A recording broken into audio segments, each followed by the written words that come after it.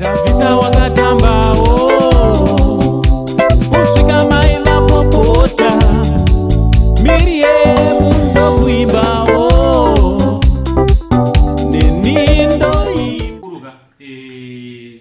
nyika yedu as a whole yeZimbabwe nhasi tamuka takafukidzirwa gore dema nditi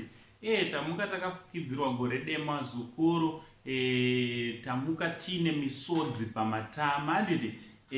nekuda kwenhau dzatasangana nadzo around 2:30 am handiti so chiteerera ndisanda kuzivisai nyaya iri panapa. Kana unga usati wasubscribe, I kindly ask you to subscribe, turn on your notification bell kuitira kuti pega pega patino upload a video you will be notified handiti ndichida kutendai nesupport yese yamunopa pamusha penyu yamunopa pachannel penyu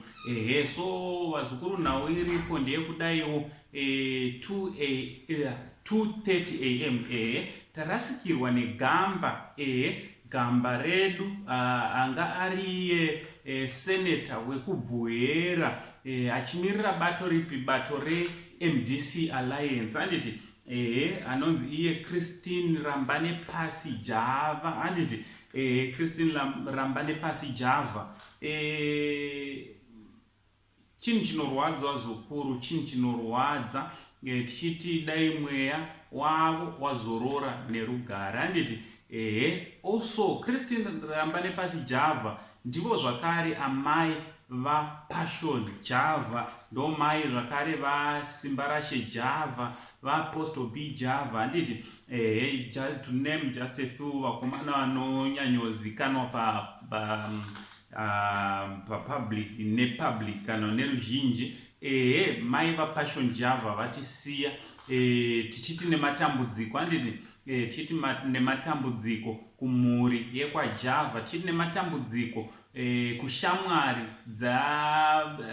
dzaChristine handiti Christine Rambane Pasi Java, also tichiti nematambudziko kune vanga vachimirira mudare reseneta handiti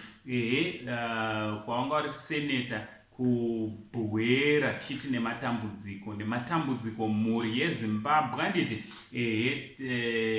tinongokurudzira vazukuru kuti tinge tiri tinochema nevanochema panguva inoi, timbomira zvemadifference emajokes atinoita yese mumastreets esocial media, asi tinge tiri tinochema nemhuri yekwaJava handiti ndo nhau dzandangondiuye nadzo, nhau dzatiwira pakati pedu vazukuru